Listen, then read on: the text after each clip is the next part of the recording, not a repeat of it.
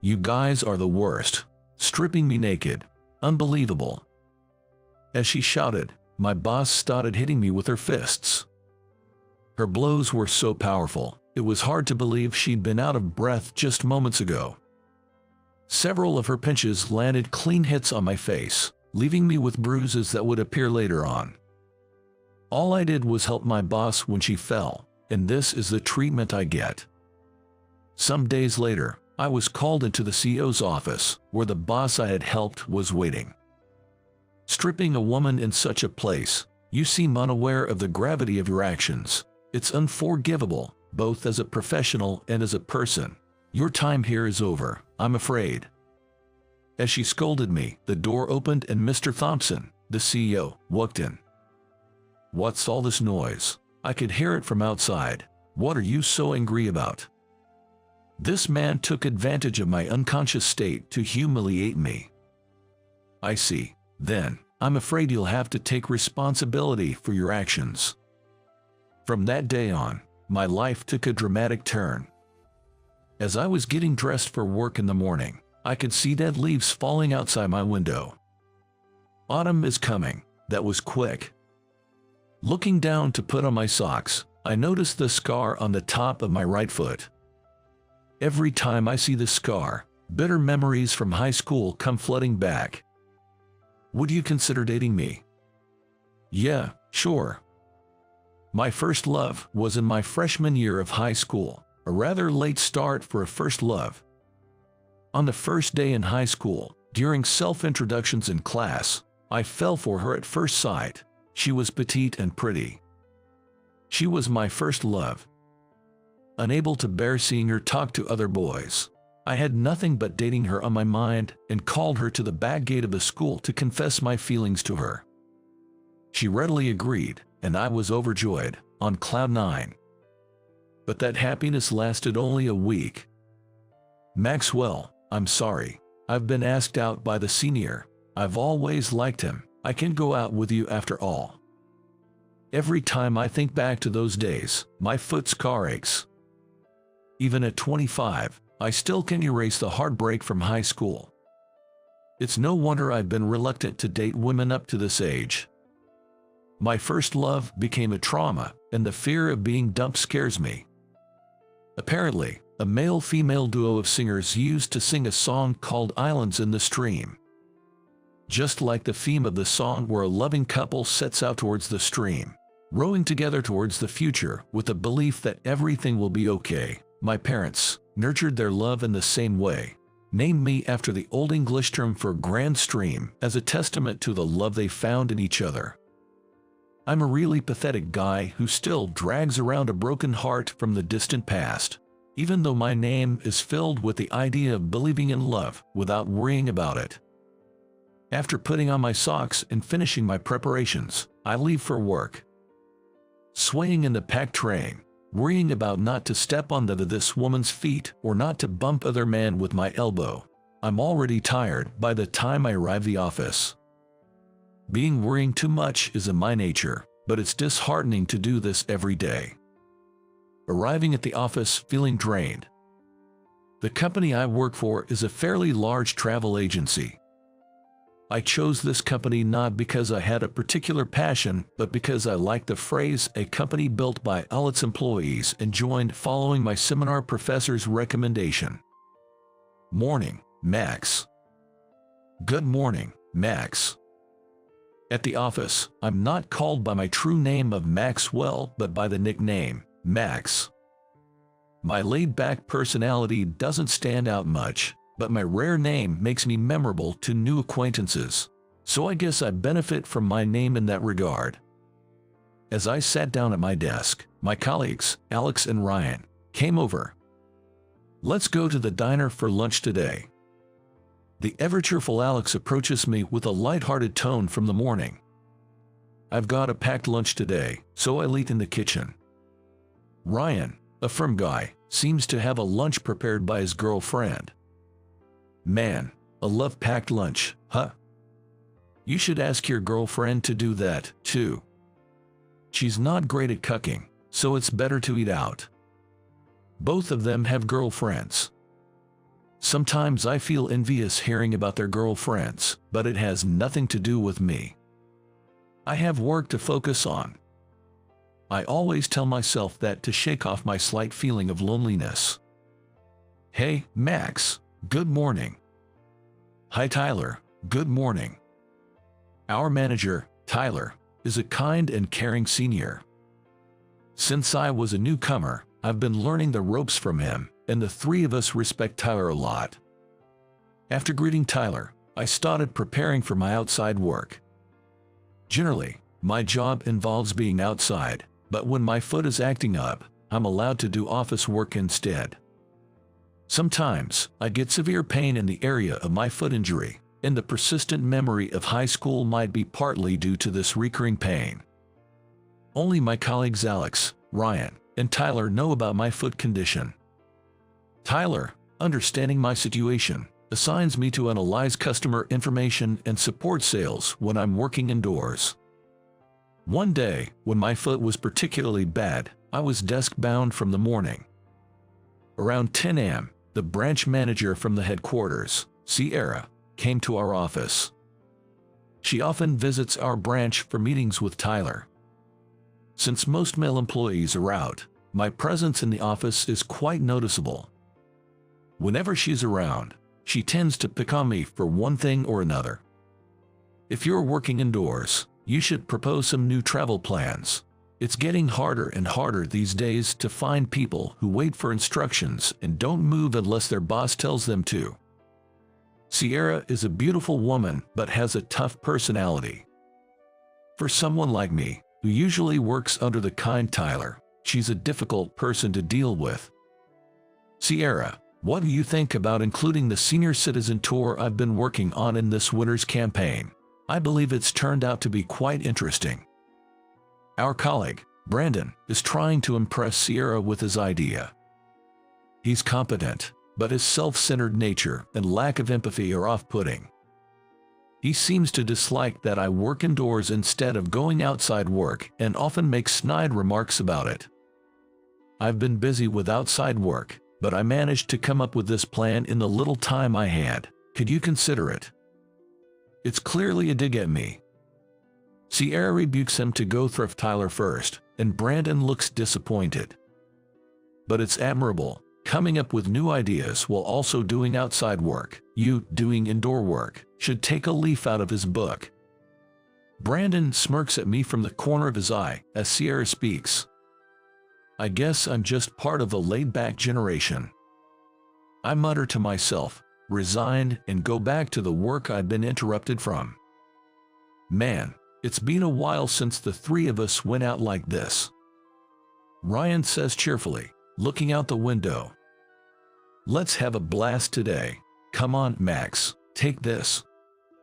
Ryan, driving, and Alex, in the passenger seat munching on fries, passes a shake he bought at a drive-thru restaurant to me in the back seat. As autumn deepens, the three of us were heading to a hot spring in the countryside, thinking of seeing the fall foliage. We exit the highway and follow the signs towards the hot springs. Our company offers a day-use plan as a welfare benefit. Once a month, we get a Sunday off to refresh ourselves. Using this, the three of us took a Monday off to go on a 2-day hot spring resort trip. As it's Sunday, we get caught in a traffic jam entering the hot spring town. Looking at the pedestrians, there seem to be many foreign tourists.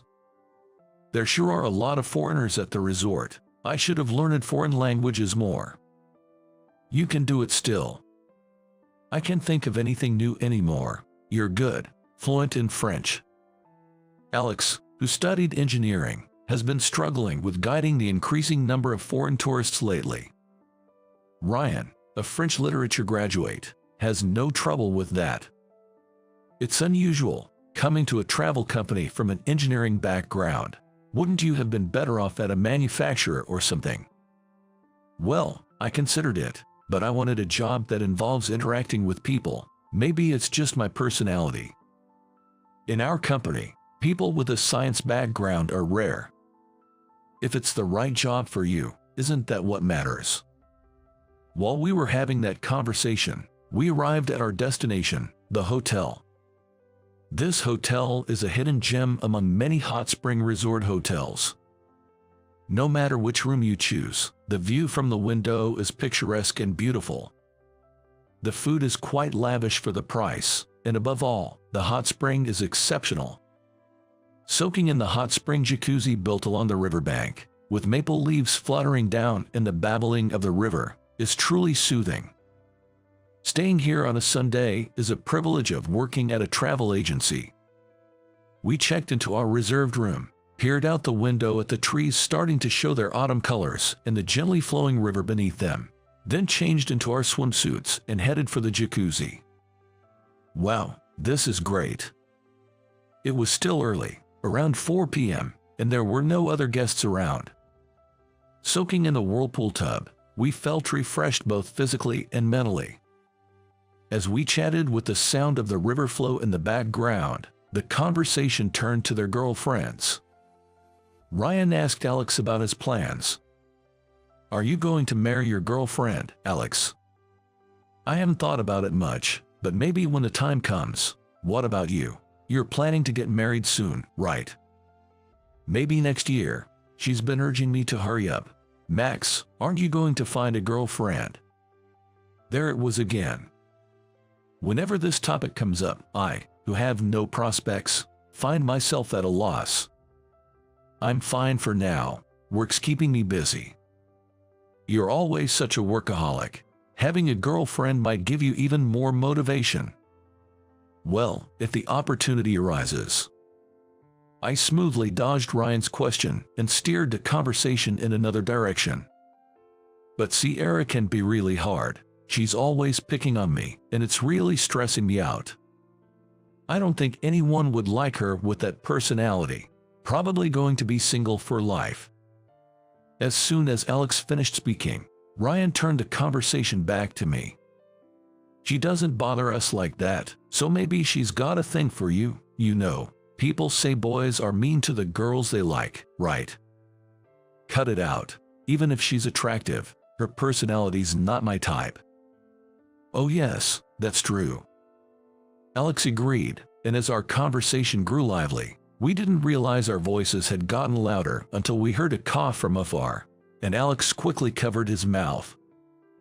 "Oops, someone's here." Ryan whispered quietly, mindful of the neighbors. Making noise could get us mentioned on the internet and cause trouble for this hotel. Being sensitive to customer complaints due to our line of work, we decided to keep our voices down. After a long soak in the jacuzzi, we started feeling a bit lightheaded and decided to head back to our room. As we exited the hot spring, we stopped in our tracks at the sight of a woman's back.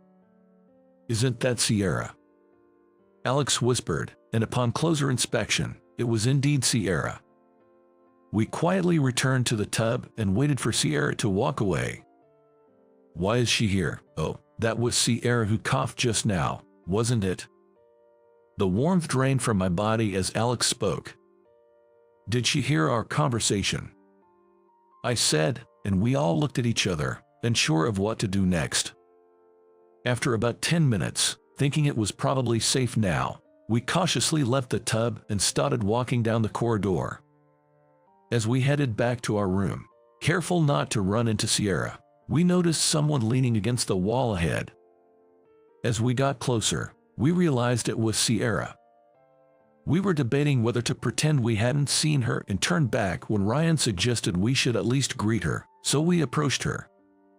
But just as we were about to speak, Sierra suddenly collapsed in front of us.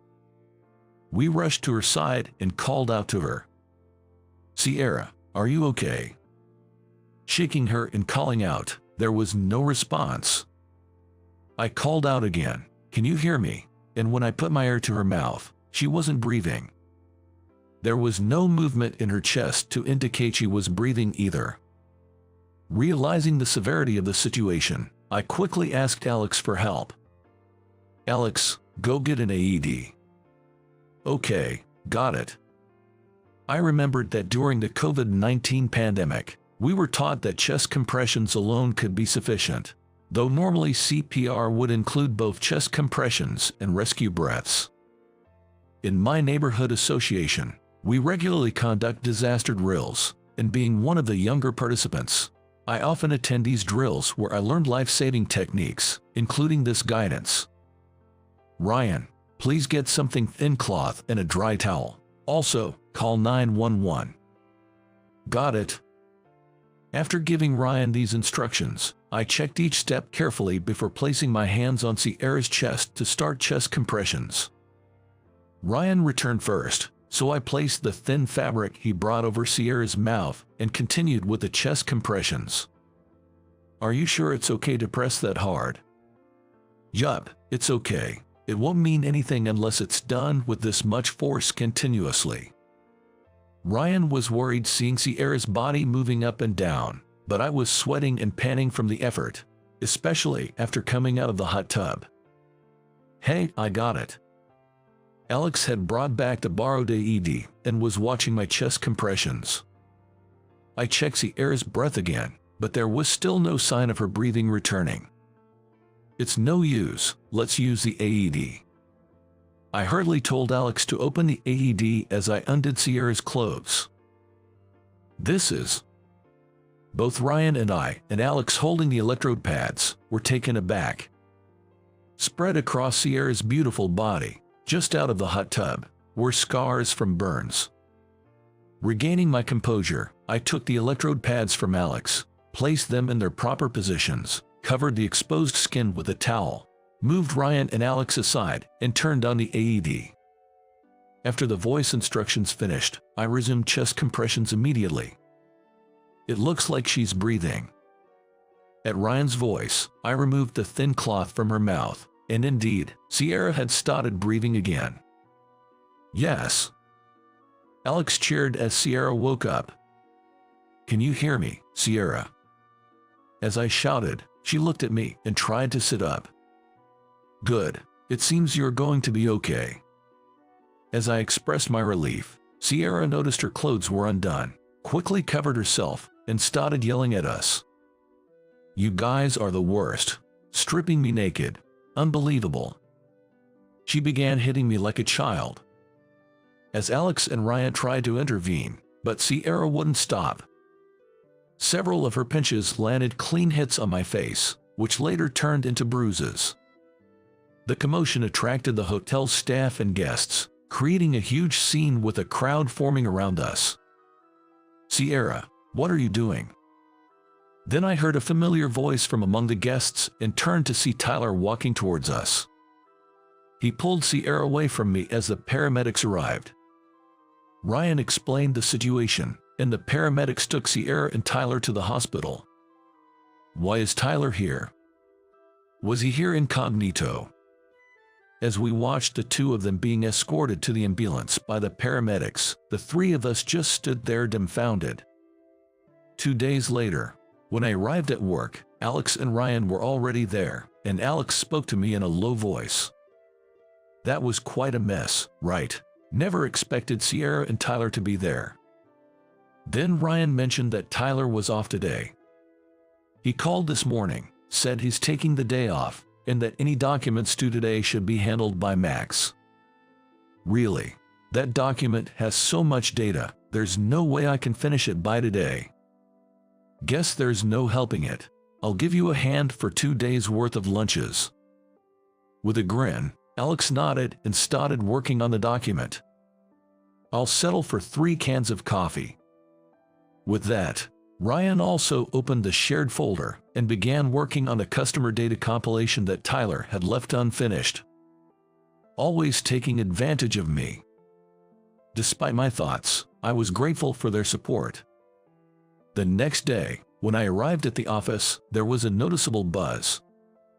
Dropping my bag at my desk, I noticed everyone looking at me. What? Did I do something? That's when Tyler instructed me to head to the headquarters immediately. It turns out, Mr. Thompson had called first thing in the morning, requesting my presence at the headquarters as soon as I arrived at work. What did you do? I haven't done anything.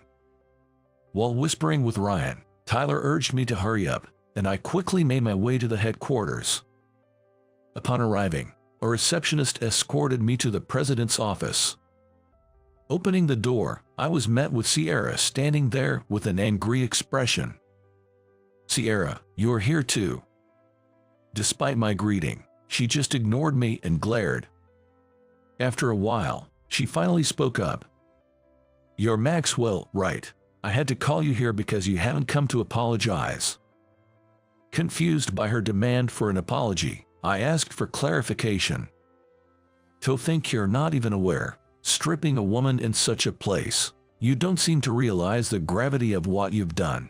This is unforgivable, both as a professional and as a person. You're done, I'm afraid." "Are you talking about the incident at the hotel? I thought you were in danger, so I—" "Shut up, making excuses as a man. How pathetic." As she was scolding me, the door opened and Mr. Thompson entered the room. "What's all this noise? I can hear it from outside. What are you angry about, Sierra?" This person took advantage of my unconscious state to humiliate me. Before I could explain the misunderstanding, Mr. Thompson interjected. "Hold on, Sierra. Maxwell was trying to help you. Tyler was there too, and even the paramedic said his quick response was crucial." Mr. Thompson's stern reprimand seemed to calm her down. "Maxwell, I'm truly sorry. Sierra is my only daughter, born when I was over 40, and it seems she's been brought up a bit spoiled. This is my fault, and I'm ashamed. Please forgive her." "What? Sierra is the daughter of Mr. Thompson?" Surprised, I looked at her, and she appeared to be on the verge of tears. "But you saw my body." "But I covered you with a towel, so no one else saw." As I explained, she burst into tears. When I asked Mr. Thompson, "What's the matter?" he began to speak in a soft voice. When Sierra was just 5, she tried to help her mother by reaching for a kettle, but she accidentally knocked it over, causing severe burns on her stomach and thighs. Though the scars had faded over the years, they were still noticeable when she was naked. As a result, she had been too scared to go to the beach or pool and had never been in a relationship due to fear of her scars being seen. The scars had made her wary of love, and she threw herself into her work as a distraction. It's pitiful, really. Between you and me, I promoted her to a managerial position, hoping it would make her work more fulfilling. That was my decision. Then Sierra addressed Mr. Thompson. "I don't want to be a manager. I know I don't have the capability for it. Everyone is wondering why I was promoted. I'm already at my limit." She broke down crying, leaving both Mr. Thompson and me at a loss. Whenever I visit the branch, I see Tyler and Maxwell working happily, and I couldn't help but feel envious. I wanted to work like that too, but given my position, I had to be strict. Tears streamed down her face unabated. "You said it yourself, didn't you, that you hated me?" "Yes, I'm disliked by everyone, and the executives say I'm all about appearances. With a body like this, I can't even get married. My only option is to work hard." Saying so, she collapsed onto the sofa and burst into loud tears. "Sierra, so that's why you were working so hard. If only you had told us sooner." "How could I possibly say that? I know how you feel, Dad. I can't just say I can't do this job anymore." Her crying intensified. "I'm sorry, Sierra. It's my fault for not realizing how you felt. I truly am sorry." Mr. Thompson apologized, placing a hand on her back. Seeing Sierra, who was always so strong, crying like a baby, shocked me. After watching her cry for a while, I felt an urge to comfort her and sat down in front of her. "Sierra, do you know what this is?" I took off my sock and showed her the scar on my right foot. When I was in high school, I confessed my feelings to a girl and was dumped within a week. I was so frustrated that I kicked a wall repeatedly and broke a bone. After that, I couldn't play soccer, which I love. I was so afraid of getting dumped that I still haven't been with a woman. Lame, right? As I began to share my story, She looked up from her tears. "This car is smaller than yours, Sierra, but sometimes it causes me intense pain. That's why I sometimes ask Tyler to let me work indoors. The pain of a physical injury combined with emotional scars can be quite tough," I said with a light smile.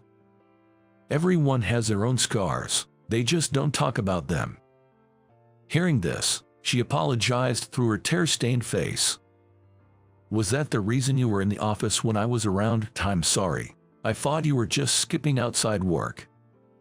I should apologize too. I never considered that you were being strict because you were holding back. I misunderstood you, Sierra. It's ironic though, how we both became timid about relationships for different reasons. Indeed, it seems we're quite alike." Sierra and I ended up laughing together. We then apologized to each other again. I apologized for my lack of consideration, and she for jumping to conclusions and causing a scene, for the embarrassment and panic she felt, and for not being able to thank me for helping her. And then, we shook hands, making amends. Watching us, Mr. Thompson spoke with a smile. "It's good that you both cleared up your misunderstandings. However, Maxwell still needs to take some responsibility." Responsibility. Confused, I listened as Mr. Thompson suggested I come to the headquarters. Apparently, Tyler from the branch had mentioned how my support for clients was highly valued and trustworthy. Mr. Thompson then proposed that I come to the headquarters to lend my support. But I explained that the high client satisfaction was not just due to my efforts, but thanks to everyone at the branch. Mr. Thompson seemed disappointed, but also pleased, acknowledging that I understood the company's ethos. "How about supporting my daughter then? What if you were to become my son-in-law? It seems you two are quite similar, after all." "What are you saying, Dad? That's so sudden." Caught off guard by the turn of events, I found myself finding her pretty as she blushed and retorted at Mr. Thompson. A year after the incident at the Hot Springs Resort, I was holding a modest wedding ceremony with family and close colleagues. My partner was Sierra, the former branch manager whom I once disliked. The reason is, Sierra is currently the section manager of the branch we're in. She's now the manager at our branch because, after the incident in the president's office, she pleaded with Mr. Thompson to return to a regular employee position. Unable to demote a branch manager directly to a regular employee, Mr. Thompson compromised by making her a manager at the branch. And it was Tyler who got promoted to branch manager at the headquarters. A well-deserved promotion recognized by the executives for his abilities. But Sierra didn't care about any of that. She was happy working with us every day. After reconciling in the president's office, Sierra and I met several times, agreeing to stop being timid about relationships and to acknowledge our weaknesses while encouraging each other to take a step forward. One day, I asked Sierra about that hot spring trip. She explained that the Hot Spring Resort Hotel was a place of healing for her, and she often visited alone. That day, she and Tyler went to discuss a new project for the travel agency, aiming to come up with a plan that would ensure the survival of the branch amidst company downsizing due to economic hardship. Tyler and Sierra have been childhood friends, and he's the only colleague she can vent her frustrations to. So it seems that she sometimes sneaks away to consult with Tyler instead of with other people. Even though I haven't asked, she keeps telling me that there's nothing going on between her and Tyler. Even when I say I understand, she keeps insisting. So when I hug her tightly, she finally quiets down. When we first started dating, there were days like that. And then we decided to live by supporting each other. To fulfill Sierra's wish of having the ceremony at the place that brought us together, and to do it in our 20s, we went to consult at that hotel that I helped Sierra. When the two of us apologized for what happened a year ago and expressed our wish to have our wedding there, the owner and the head chef were delighted to take it on. On the wedding day, during his speech, Ryan discusses how the trouble at this hotel has led us to where we are today. Me, usually unassuming, took calm command, and saved a life with the correct CPR technique. As a colleague and a friend, he respects me for being reliable when it matters most. And Sierra, who chose such a person, is truly a wonderful woman. But at first, he really hated Sierra. You know, life is full of surprises. Laughter erupts in the venue. Ryan, you didn't have to say that. As I glare at Ryan, Sierra pinches my leg and whispers, "Oh, you hated me, huh?" Sierra asks with a mischievous tone. "Well, not that I hated you, but more like you were difficult for me. But now, I love you." "Are you sure?" "Sure, I love you, Sierra." It's embarrassing to say that here. Geez, you're silly. As we exchange these words, we realize the venue has gone completely silent. "Max, the mic is on, so everyone heard your conversation." Looking at the mic on the table, I see the switch is turned on. Uh-oh, this could work for our next project. Why not have your wedding at a memorable place? Sounds like a good plan, right? Sierra starts talking hurriedly, with a flushed face. Is this still about work? As Alex starts laughing, the whole venue is enveloped in laughter. Embarrassed, we look at each other's red faces, cherishing the happiness surrounded by our dear friends. A small stream of water seeping out of the mountains eventually becomes a river and finally paddles out to the ocean, while the water flows to enrich the mountains and create a beautiful green mountainous Sierra, giving birth to new life. Life goes on like that. Thinking this in my heart, I firmly grasp Sierra's hand under the table.